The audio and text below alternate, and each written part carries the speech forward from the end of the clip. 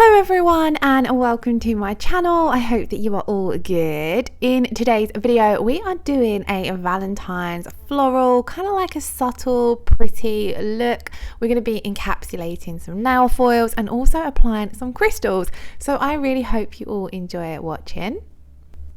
For today's acrylic system, I am using the Diamond Nail Supplies system. I'm really loving this acrylic system at the moment. I definitely need to order a few more colours.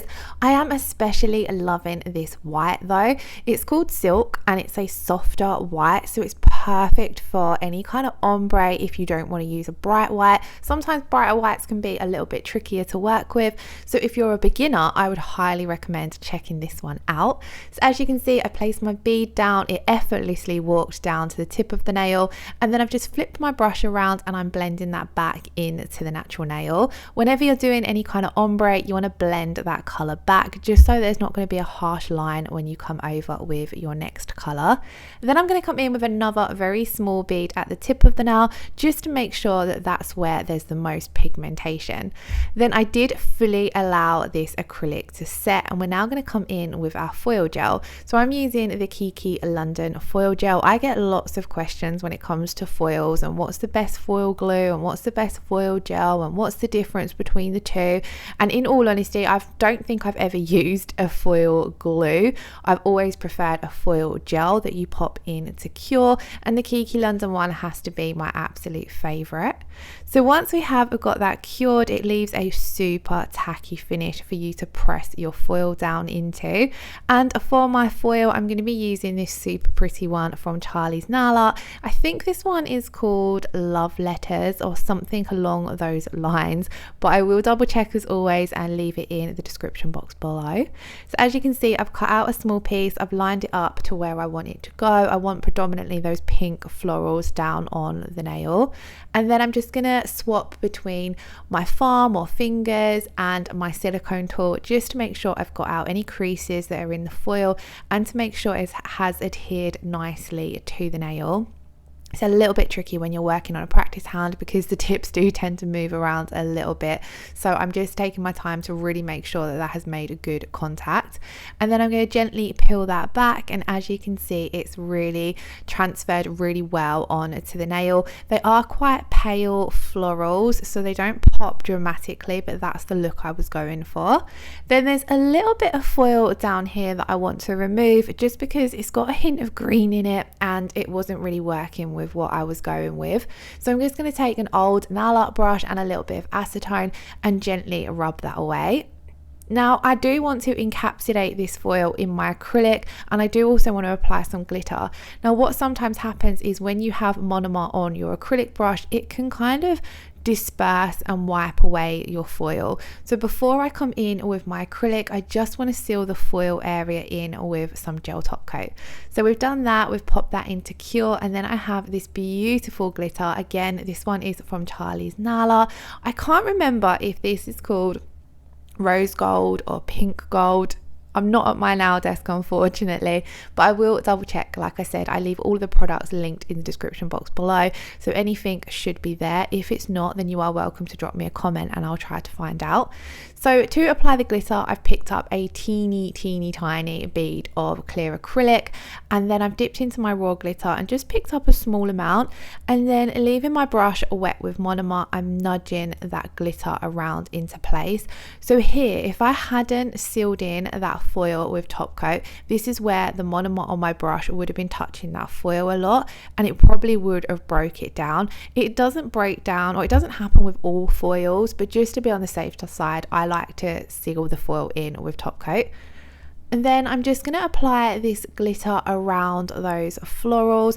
I don't want to apply too much. I want it to look fairly subtle. I just want there to be a hint of sparkle. So as you can see, I'm using my brush a lot to nudge those glitter pieces around. I was just showing you guys here the size of acrylic I pick up. A really small bead just on the very tip of my brush.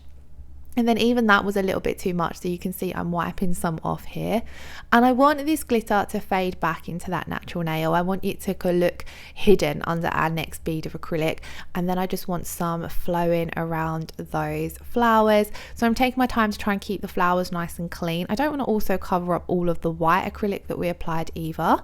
So once I'm happy with how all of that glitter is placed, I'm just going to wash a little bead of clear acrylic over this, just so I know that all of those glitter pieces are gonna cure or basically dry exactly where I've placed them, so that when we come in and apply our pink acrylic, we're not going to nudge or move any of those around onto the florals.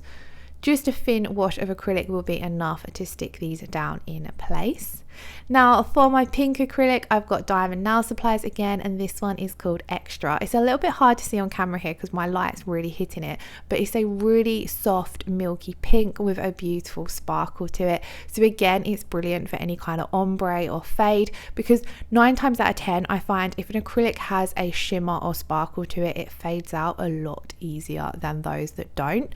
So with my first bead of acrylic, I'm placing this down at the cuticle and nail bed area. I'm using the very tip of my brush to nudge it up into place and try and get a nice neat cuticle line, and then I'm pressing it out so it goes out towards those side walls. But again, we're being very careful that we don't get any of the acrylic on the cuticle or sidewall area. So you can see I'm using my brush kind of like a barrier, and then also going in to clean up, just to make sure that that acrylic isn't touching any of that skin or cuticle area.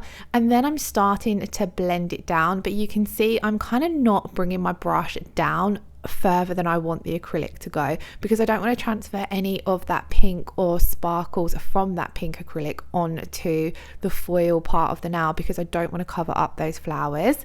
So I'm going to come in with another bead of acrylic just to build up the apex area here. This is a core acrylic powder, so it doesn't need to be encapsulated. So I want to build up my strength and structure for my apex, and then I'll only need to encapsulate from the blend down with my clear. And then I'm washing this down a little bit, and at this point I just decided to come in with another small bead of acrylic, just because I wanted to take some of the harshness away from that glitter that we've applied at that fade area. I want it to look a little bit more hidden.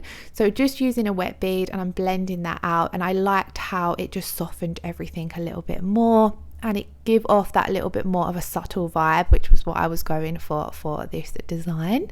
Now we're going to come in and encapsulate the rest of the nail and build up the rest of our strength and structure. So for this, I'm using the Diamond Nail Supplies Clarity acrylic, which is their clear acrylic, and it also happens to be my absolute favorite clear acrylic. It has absolutely beautiful clarity. It's exactly what it says on the tin. So with my first bead of acrylic, I blend that back slightly into my pink acrylic, so that there's not a harsh line or ridge. And this is going to stop any shadowing between the two acrylics as well. And then I'm just walking this down to fully encapsulate the tip of the nail. It did still look a little bit thin. I had only picked up kind of like a small to medium sized bead. So I'm going to come in with another bead of acrylic and basically just start working my way down the nail, pulling and pushing that acrylic into place, and then gently feathering it out. I'm also using my brush a lot of the time at the sidewalls to make sure I'm keeping those nice and clean, making sure they're not getting too bulky, because then this is going to minimize the finish filing. And then what you want to basically look out for is to make sure that you have encapsulated everything, so all of your glitter and your foil, and you've also built up enough thickness, strength and structure for the nail. Off camera, I then did file and buff and clean away all of the dust. And on this set, we're going to add some crystals. So I have this crystal mix that I think I purchased from AliExpress ages ago, and we're going to use some of these. Now these have some opposite to flat backs, I can't think what they'd be called, but they've got the sort of 3D shaped crystals. For the life of me, I can't think what they would be called.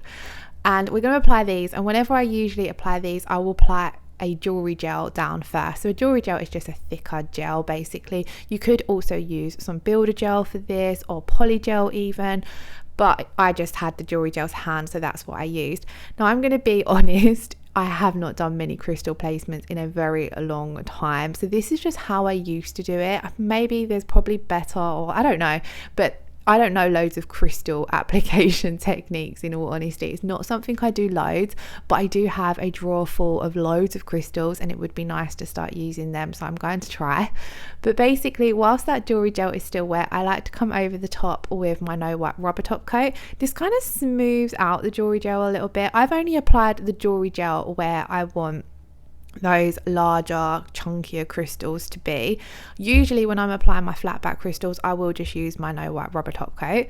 So I've applied the jewelry gel where I want that. I'm just focusing the cluster down in that area of the cuticle area, and then I've come over the top with my no wipe rubber top coat. This is going to top coat all of them out, and I also will use this if I come away from that little cluster with my caviar beads and my flat back crystals. And then now that we've got that wet gel down, so we've not popped anything into cure yet, I'm going to start placing down my crystals. So I'm starting off, I've placed down this large chunky one, and then I'm coming in and placing some of the clear crystals around the back of that. They're not really going to massively get seen, but I want there to be some support for that larger crystal that we've got. And then I'm coming in with some more of the pink crystals at the sides. Whenever I'm doing kind of a cluster, I go for this classic kind of having a large crystal in the center and then just come with smaller ones as we go out from the edges. I think it looks quite appealing to the eye.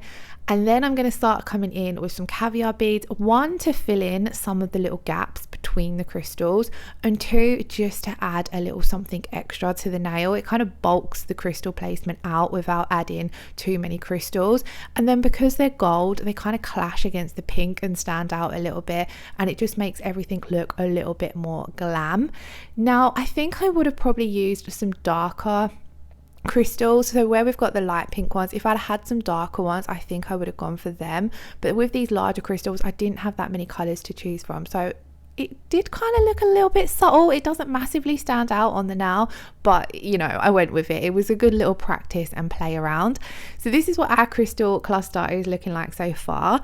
And then I've swapped to some flat back crystals because I want to kind of come off the edges, but I don't want to come off the edges with any of those too large crystals, just because I feel as though it would feel a little bit annoying, and it would look a little bit bulky, if that makes sense. So we're coming in with some of those flat back crystals. I did just have to touch up my top coat a little bit around the edges there. Where I'd been moving the crystals around, it had gone a little bit uneven. So I just come in and was really careful that I didn't get any of that top coat on the crystals, because if you tend to get your top coat on the crystals, it can dull their shine. And then once you are happy with how your crystals are all placed, you're going to pop this in to cure for 60 seconds. And then that, guys, is the end of the design.